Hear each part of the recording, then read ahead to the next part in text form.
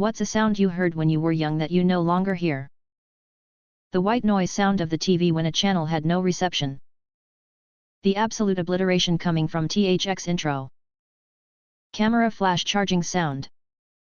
Removed. Weird waterbed sounds. The high-pitched whine of a CRT television/monitor. The telephone ringing with an actual metal bell, not a recorded sound played through a speaker. The ka-chunk of credit card imprint machines. In elementary school, we'd watch movies on projectors with film reels. So, the sounds of a film projector and also the white screens they'd pull down. Dot matrix printer printing. The daily arrival and departure of a steam locomotive. Yes, I'm that old, but it was the most satisfying, powerful, unforgettable sound for a little kid. They were like huge living, breathing beasts. Dial-up connection. Call me now for your free reading, Miss Cleo. Remember falling asleep with the TV on and waking up to that weird colored picture with a beep. We lived right next to a huge field and across the road from Lake Michigan, so on a summer night there would be a million crickets singing, and I could smell the lake through the open window right by my bed. Such a peaceful place, just thinking about it gives me the feels. What's something useful you actually learned from porn? You can get a leg cramp from having sex. I was watching a porn with my ex and the guy somehow got a Charlie horse in his calf muscle and screamed in pain while his female partner watched in horror and started laughing.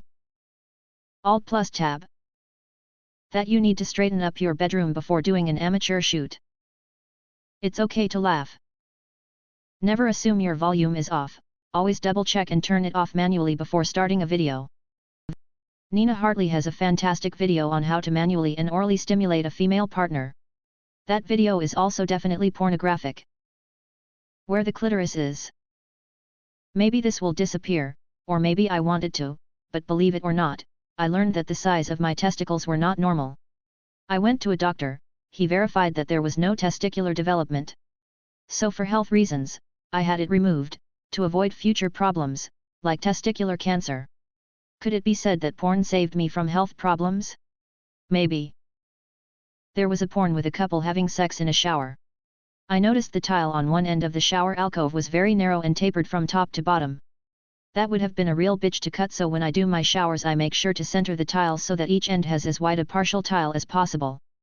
Looks way better and easier to cut. Sex is supposed to feel good, and it's not just put it in, get pregnant, pull it out like my parents taught me. What the typical ejaculation should look like. Mine was very clear, cloudy but still clear compared to what I was seeing. Turns out I'm sterile. Awesome. Sex toys are your teammates, not the competition. Edit, thank you for the gold. That my pussy was normal. Spent most of teens terrified that my pussy was weird. It changed during puberty in a way no one really explained to me, and I thought there must be something wrong going on down there. It wasn't till my first boyfriend played me some VHS porn and I saw a bunch of vaginas that I felt the relief of knowing that I was relatively normal down there. Faking an orgasm does not sound attractive. My sister has 2 jobs.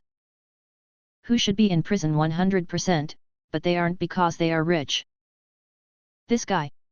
Though Robert H. Richards IV was convicted of rape, the wealthy heir to the DuPont family fortune was spared prison by a Delaware court in 2009 because he would not fare well behind bars, according to court documents CNN obtained Tuesday. Richards is a great-grandson of the chemical magnate Irene E. DuPont. He received an 8-year prison sentence in 2009 for raping his toddler daughter, but the sentencing order signed by a Delaware judge said defendant will not fare well in prison and the 8 years were suspended. One of the DuPont heirs that raped his 3-year-old daughter. The judge said prison wouldn't be a good place for him, so he walked free. Spencer Diamond. Heiress to the Wrigley fortune. Twice in a year she caused auto accidents. On the first count she failed to show for court after. On the second she hit and ran a pedestrian in a 25 mph downtown street, stopped, looked at him and then fled. He was life-flighted to a major hospital where he spent more than a week in serious condition. Who was that affluenza kid who was underage drinking, drunk driving, and ran over and killed like 5 people, then claimed he was too rich to know right from wrong and actually got off the hook with that defense? David Miscavige. Edit, spelling. Alice Walton, heiress to Walmart. She's had multiple drunk driving incidents, one in which she killed someone but was never charged. She even has the wealth, power, and affluence to have records of arrest wiped. She keeps millions worldwide in poverty while she bribes/intimidates the legal system to benefit herself. Her last one, prosecutors let the statute of limitations expire on, and the trooper who pulled her over and conducted the field sobriety test was unable to testify due to mysteriously being suspended. Vorayuthyovidhaya, grandson and heir to the Red Bull founder, struck and killed a police officer with his Ferrari. He fled the country, but had all charges dropped because, well, he has a lot of money. The clients of Epstein and Maxwell. How you can have those two on the hook and no other people have been convicted. Imelda Marcos, believe it or not, she is 92 and hasn't spent a day in jail in spite of being convicted and sentenced. Every motherfucker in Ghislaine Maxwell's book. The Sackler family for the opioid crisis. No one from the 2008 financial crisis went to jail. They fucking should have. Instead, most got government bailouts and still got bonuses. Prince Andrew. Or more specifically, he's not in prison because his MMA was rich. Roman Polanski for sexual assault of his 13-year-old. Although more women have made allegations against him. The rapist Brock Allen Turner.